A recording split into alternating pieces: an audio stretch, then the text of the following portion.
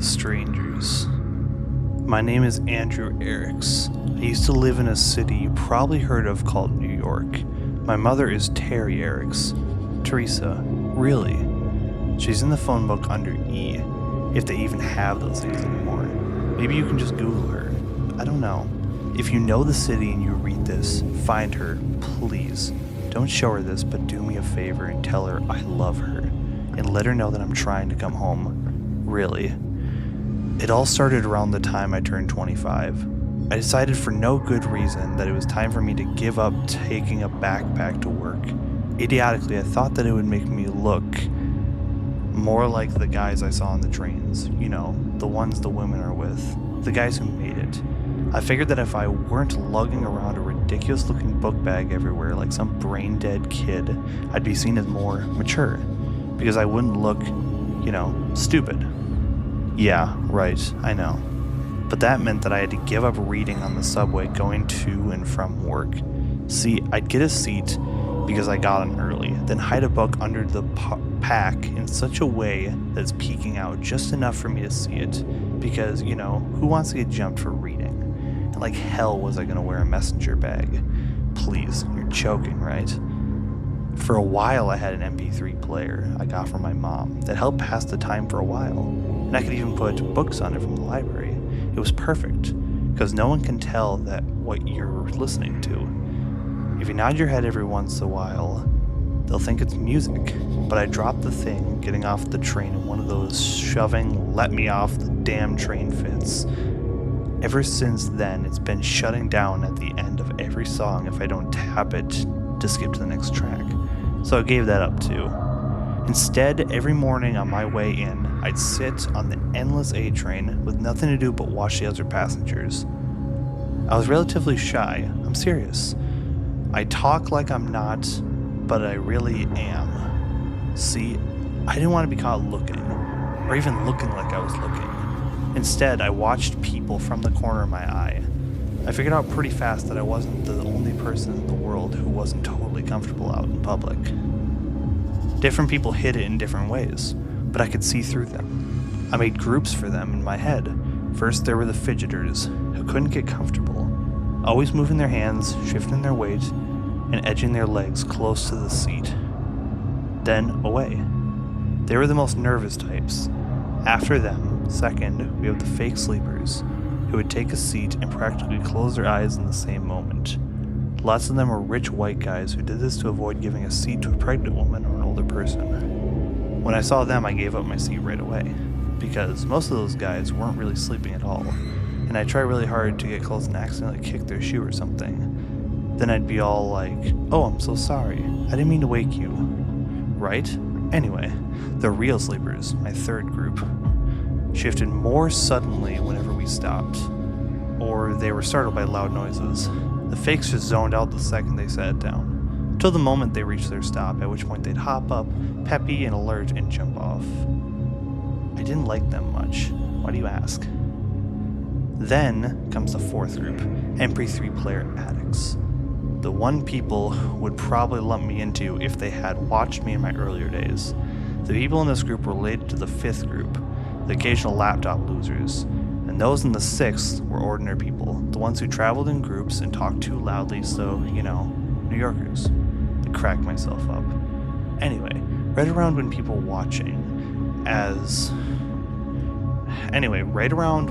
watching was getting very same old, I had my first surprise. A middle-aged white man with brown hair, completely average looks, and casual Friday clothing.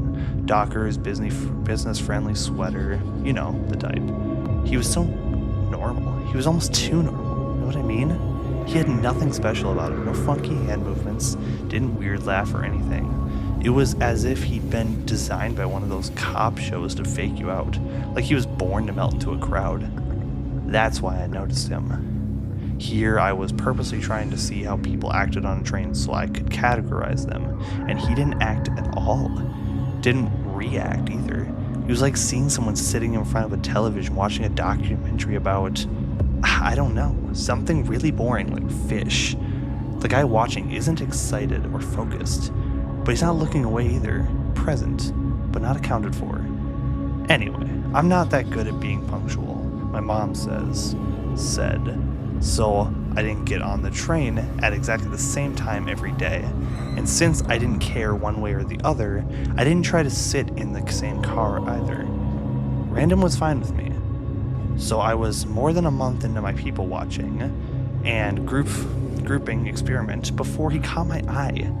That normal guy I told you about. I saw him for the first time on Monday. It was definitely a Monday, because I know I saw him the second time on a Thursday when I was heading home to hang with the same crew I've hung with every Thursday night since we were all in school together. Mr. Normal Guy, well, he obviously didn't catch the same train, and he sat in the same car, the first car, in the same seat even. Talk about obsessive compulsive. At least that's what I thought at the time. What I should have been thinking, however, was, crap, that is not normal. Since he'd caught my attention so well the first time I saw him, I watched him even more closely the next time. Frankly, something about him made me really uncomfortable. Mind you, he didn't do anything to make me feel like that. He didn't do anything at all. Really, what creeped me out maybe was how much he was trying not to be there. The way he sat there in silence, staring straight ahead with a blank expression on his face. No matter what happened, was unnerving. Once a woman with a crying kid entered the car and sat right next to him. Still nothing. He didn't so much as turn his head or stare the kid down, and that little punk was seriously loud too. By the time I felt the subway reach my stop, that Thursday I felt sick, queasy sick. And when I left my car, my hands were shaking like I was in the throes of nicotine withdrawal. That man was wrong. He was some kind of freak, sociopath perhaps. One of those quiet guys who, as it later turns out, had dozens of women's heads in his freezer. The first victim is likely his own mother. I'm telling you all this so it'll make sense why the next part is so weird. Because he freaked me out so... You'd think I would do everything I could to stay away, right? Yeah, I would have thought that too. In my early days, he was just a part of my grouping experiment. Not a particularly interesting one at that. At least I had convinced myself of that.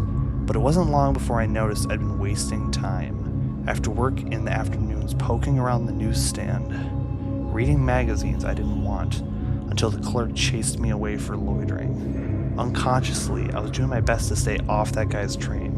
And if I found myself on the platform at the wrong time, his time, I made damn sure to choose the last car. The one as far away from his as possible. The opposite of obsession, right? Fine. Then, on my way to work one morning, I saw another person who set off the same warning bells in my head. This time, it was a woman in the last car, just as plain looking, and just as out of place in all the hustle and bustle around her. The moment I saw that she was in his category, I only realized it later.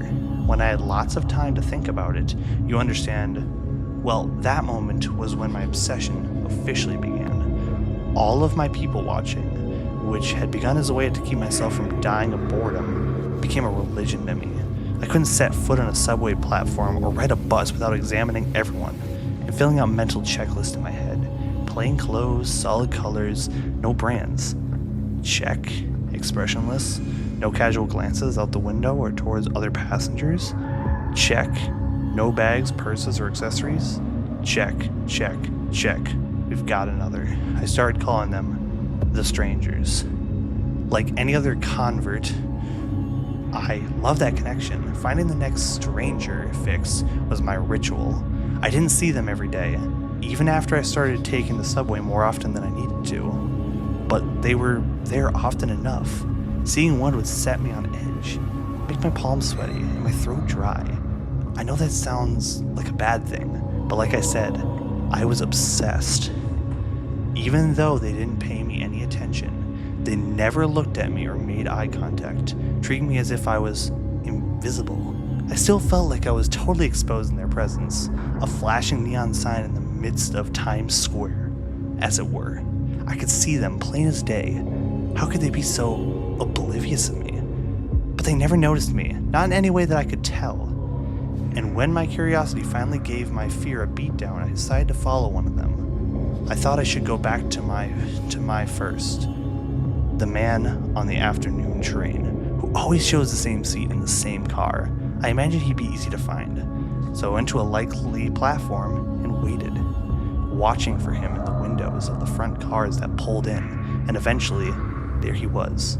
I got in and took a seat diagonally across from him, doing my best to look inconspicuous. We rode until the end of the line, then he got up and walked out before I did, keeping a reasonable distance between us. I tailed him, but it wasn't much of a trick. He didn't even leave the platform. He took a seat on one of the cleaner wooden benches, as expressionless as always, and I went behind one of the big map boards and waited, trying to look blaze. After a few minutes, the next downtown train arrived, and I watched him get in and take the same seat. I didn't have the courage to follow him again. He hadn't gone anywhere. He just rode back to the end of the line, and then what? Rode it back? What possible reason would anyone have for doing that? It nagged at me long after I'd taken the next downtown back home. I tried to get some rest, but I couldn't leave it alone until I was, could make some sense of him. I was beyond confused. I was angry. Why was this jackass, this inhumanly silent, still bastard, riding trains back and forth and going nowhere? He bothered me, but not the way a guy who unapologetically slams into you on the street without looking twice does. He bugged me the way spiders do. Big, hairy, train-riding freak spider guy makes me want to get the hell away from him. That was how the strangers were beginning to look to me. They made my eyes water, my mouth dry. But did that stop me? Hell no, of course not. Desperately to satisfy my curiosity, I followed him again the next day, and again the day after that, every day for at least a week. Desperate to satisfy my curiosity, I followed him again the next day, and again the day after that. Every day for at least a week, the two of us made our silent trips together, though only I noticed. By the end of the week, I was following him for hours, all day, every day, all night, well past the time the train started running night express and passing stations, like my stop. In parts of town that shut down for the night, we rode from the east end of the city system down, around, and up to the top, then back again. I wasn't people watching any longer, I was person watching, stranger watching. I didn't see anyone else on those trains I rode that week. We could have been the only two people on the planet for all I knew or cared. I lost my job after that. My manager was nice about it, but didn't leave any room to beg. I lost my concentration, focus. I'd become totally unproductive. It was actually kind of heartfelt speech, to be honest. He had been a nice guy, but you know what? As distracted as I was, I can barely remember him, or the words that came out of his mouth during the talk.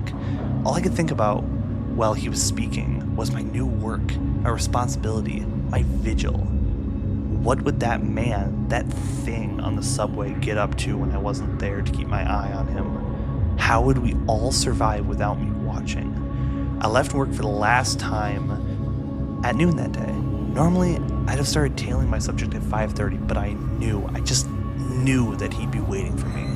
I wish now that I'd paid more attention to the day. Was it sunny? It was summer after all. When did it start feeling like he knew when I'd be there? I wonder because that was the last day I could have walked around downtown. My last chance to have a beer or two at that joint with the cream-colored menus and the tables on the sidewalk. I could have sat there, checking out the girls walking by in their summer dresses. Or would that place make me drink wine? Whatever, it doesn't matter. The point is, I could have had a good time, gone home, and put all this insanity out of my head. I could have looked for a new job and started reading again. Instead, I waited for a train. Many trains are on the tracks at any given time, the city that never sleeps. So I sat in the station for at least an hour until I scored. There he was, finally, framed in his first car window as his train pulled in. I waited for the exiting crowd to thin, then shoved past the strangers and noticed, surprised that my skin wasn't clammy, my hands weren't shaking, my heart wasn't pounding. I sat for the first time right across from him, directly in his line of sight, and watched for him to make a change. Any change. Eyes, mouth. Hell, if one of the hairs on his head had moved, that would have been something. But no. No change. No anything. Did he recognize me? If he did, I couldn't tell, and I was looking hard. We had to be a strange pair, sitting across from each other on another afternoon, staring at and into one another. Because this time, he had to look at me. I'm sure My face said plenty. I couldn't believe I was able to keep as still and as expressionless as he was, because inside I was screaming, "React to me, you freak! See me, damn it! Because I sure as hell can see you, you spider-brained bastard!" But I didn't scream, and he didn't answer. Not during the first trip uptown, or the second one down, or the third, or the 10th. We rode into the night together, and at the end of each line, we got out and waited. This time, I didn't play. I mimicked him exactly, sitting right beside him on the bench and staring straight ahead, but always watching him from my peripherals, and still nothing. But two could play, right? At last, we made our final trip together that day. I felt untouchable. I was downright smug, so certain I had him, and that he knew it. The conductor, mostly understandable on the speaker, announced this would be the train's last run for the night.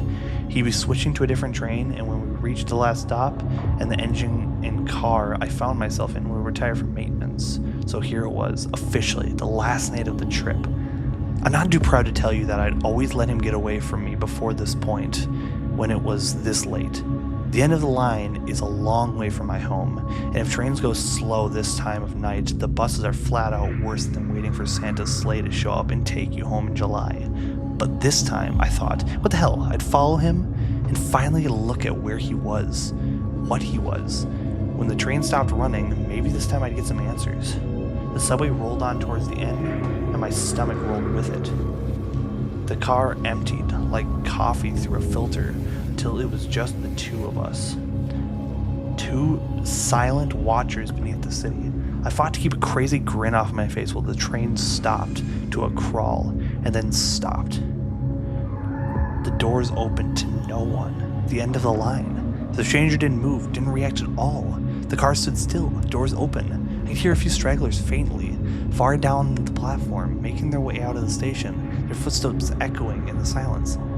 Nothing. The speaker systems crackled in half-assed attempt to let any sleeping riders know that we'd gone as far as we could go.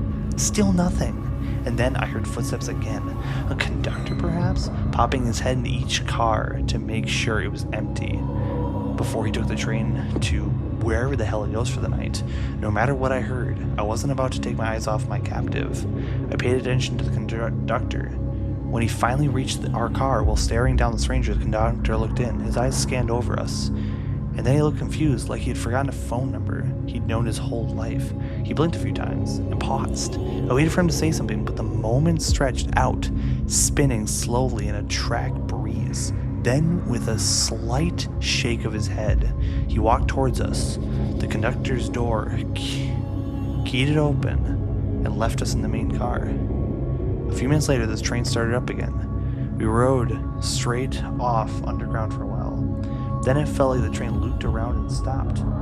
I could see the windows of more trains behind my motionless companion. And through those trains' windows, more trains. And then, while I was trying to calculate my next steps, he smiled at me. It was nothing more than a slight curl of the lip, but I noticed. I probably wouldn't have if I hadn't spent the last God knows how many hours studying his face. A smile is normal, right? Sometimes, as it turns out, it's not. "So," the stranger said in a rough baritone, "here we are." I tried to respond but couldn't. My throat had clamped shut. I was incredulous. I'd been waiting for this for what had felt like my whole life, and yet I'd been rendered speechless. The entire tunnel system we were in felt as if it had just collapsed onto me. I coughed and stammered and finally managed in a rasping tone to ask the question that kept me up at night. The one which drove me halfway to madness and led me to this place and this moment. "What are you?" He ignored me and stood. The train doors opened and he started walking. A moment later he turned and stared straight into me again. "Coming?" he called. He didn't wait for an answer, but stepped out onto the platform. I scrambled out after him, finding words difficult to come by, and immediately wished I had brought a bottle of water. "Come on, damn it," I finally shouted, then tripped on the uneven platform. He ignored me and continued walking. "Talk to me," I hollered while I picked myself up. "Who are you? What are you? Why do you ride the trains all day?" He didn't look back or slow his step. I couldn't see his face as I recovered my balance. but I'm willing to bet he didn't react at all, or at the least no more than he had in response to anything else. I stalked after him, shouting until I realized the fulfillity of my actions, and I gave up. 5 words were all I was going to get out of him, it seemed. In spite of growing sense of unease, I was overwhelmed with curiosity. I'd come all this way, so I wasn't about to leave without an explanation, and so I traversed the platform until we came to an odd junction of sorts. Unlike anything I'd ever seen in the New York City subway system before, trains lining up, both sides of a platform that appeared to stretch into infinity. This place was even spookier than the old Cloud Ghost platform. I was lucky enough to glimpse in a dim tunnel years ago on a quiet early morning when my train was rerouted. Suddenly the stranger turned. We had been walking perpendicular to the trains around us, passing nose after nose of the hulking vehicles, their headlights seemingly glaring at us. As we passed. The path ahead was lit from above, but I couldn't see where it ended. Innumerable trains on other sides of us went on forever, so far as I could tell. Far too many trains to service one city, I realized. Even one as densely populated as New York. No one needed this many trains. It wouldn't have changed anything, I know, but I probably should have paid more attention to that at the time. I'm not sure how long we walked. I had a watch once, but it broke and I never replaced it. Kind of like the MP3 player. Now that I think about it, go figure. Pathetically, I took out my cell phone at one point, but as I expected, I had no signal. The stranger stopped every now and then and looked at a subway car for long enough to get me jumpy, but then he'd pass on. I'd stand there looking at the train he'd pay so much attention to, seeing nothing out of the ordinary about it. Finally, after who knows how long, I saw what he saw. The trains weren't all the same. We'd walked past tons that were similar, and then we'd come upon a different model. Even in the gloom, it was easy to tell that they were different. A little larger or smaller, or that they had different curve to their nose, different sliding or different doors. The conductors' cabins were a little different as well. I didn't see, and still didn't know exactly what the stranger was looking for, what he was waiting for, the trains to tell him. But as he must have found it because, zip, there he went, turning down a platform, and the train's doors opened as soon as it stopped in front of him. As he stopped in front of them. I followed closely behind. We took our usual seats on the darkened car. "Are you willing to speak now?" I asked him. No answer.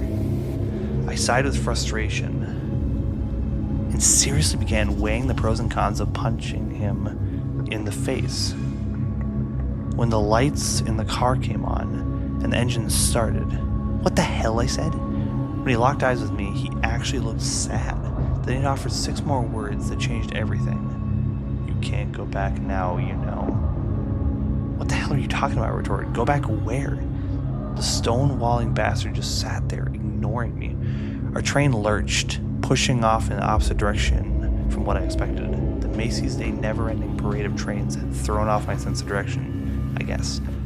We had rolled on for a few minutes, then slowed as we approached a stop. His gaze vacant since the train stopped, started moving, grew sharper for the first time.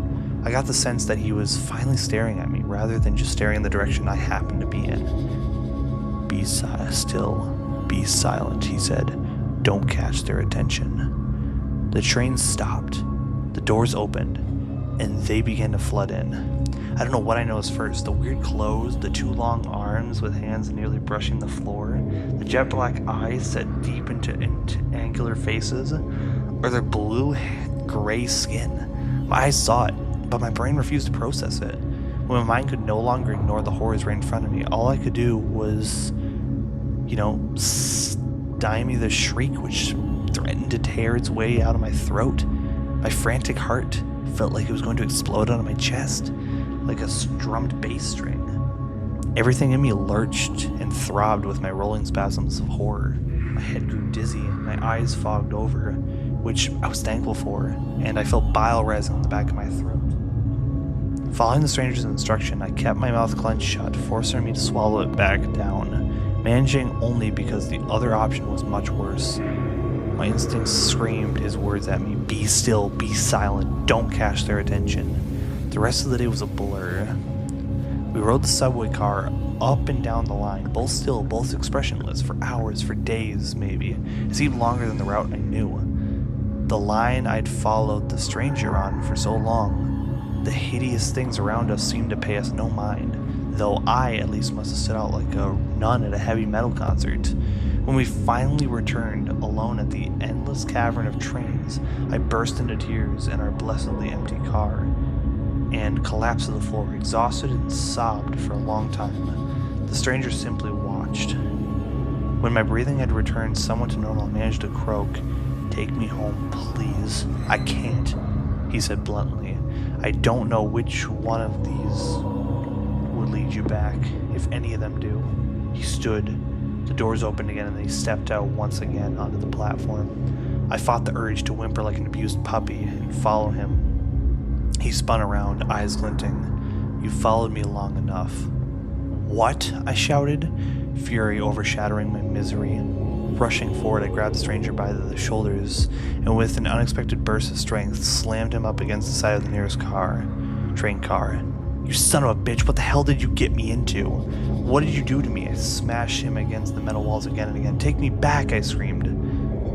Like a candle deprived of oxygen, the sight of his eyes returning once more to their usual emotionless state extinguished the rage in me, and I felt my anger peter out, leaving me hollow. "Please," I begged again, "please take me home." "That's not how it works," he said. "Go your own way, be still and be subtle, and they'll think that you're one of theirs." "One of their what?" I demanded. He peered down at his hands in silence. "How could you do this to me?" I cried. "Why?" He cast me a melancholy glance. "You'll do it too. Sometimes you get stuck." He brushed my hands off his shoulders and turned to walk away. Devastated, I fell to my knees. He turned back to me one final time. "I'm sorry," he said, and touched his finger to my forehead. "That is the last thing I remember." I don't know what he did to me or why. When I came to, I knew my role and played it to the best of my ability. I was still, I was silent, and I rode to the end of the lines, no matter who or what got on. Being still was as good as being invisible, but once in a while, I caught a reflection in a train window. The first 100 times it happened, I didn't catch on, but eventually even I understood. The longer I rode with the things, the more I became like them. I was stuck in their world until someone started watching me. Then if they followed, and only then, I had a chance of getting back to the endless platform of lost trains. In the time spent and shared in that place, I did some terrible things I'm not proud of to the other strangers. But I'd made my choice. I was not going to lure anyone else into their trap. Not even if it got me home faster. They were better off dead than being in whatever state I was. It makes me wonder, though, about the stranger who got me into the situation. I wonder what he originally looked like, and whether he knew he could have killed me and gotten to the hub that way. I wondered, too, about the others I saw back home, the rare few I've come across since I left. Do they kill them, or take them? Whichever one they choose, do they consider it a mercy? I can't bring myself to talk to them, to ask. We're damned either way, and the damned ought to suffer in silence. I've killed 15 strangers now, and I've gotten very good at it, but I made a decision. I'm done killing innocents, at least. Before I returned to the central hub this last time, I scrounged as much paper as I could, and I wrote the story over and over again, to be left in as many subway cars as I can manage, thousands of messages in a bottle, cast into a sea of steel rails. This tale is a request. It's also a warning. My request, remember, was that you find my mother and tell her a lie. It's a white lie, don't worry. You have to find her, then tell her that I love her and that I'm trying to come home. It may give her some hope or peace or something, and how I wish it were true. But here's the thing I've been thinking. I'm similar to the character we read about in school when the teacher tried to get us all jazzed about mythology. Did you ever read the story about Odysseus, lost and drifting upon the sea, looking to return home to something in some place familiar? That's me, struggling to find my way, but that's where the similarities end, I'm afraid. because I'm not lost at sea. I'm lost in endless tunnels, a labyrinth of sorts. The distinction is important because labyrinths are designed, they're built intentionally. And just like those in the old legends about Theseus, it's just the same here. Someone or something made this impossible place, and they're going to pay for what they've done to me. The rules of this place have transformed me from what I once was into something entirely something horribly inhuman, and then into something else again. They've created a monster, and if that's what they expect, I'll be their minotaur in this labyrinth, and if I can, I'll tear it down around me and take the ones that built it along for the ride. They have no idea what they're dealing with. They never should have messed with a New Yorker.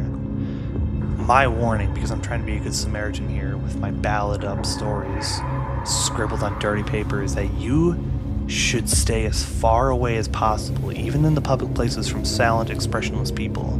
Just keep your distance. They may kill you or something far worse. If you see them, run far, run fast, and even more importantly, I beg you, do not ride any train to the end of the line. That ride might just be your last, or it might just last forever.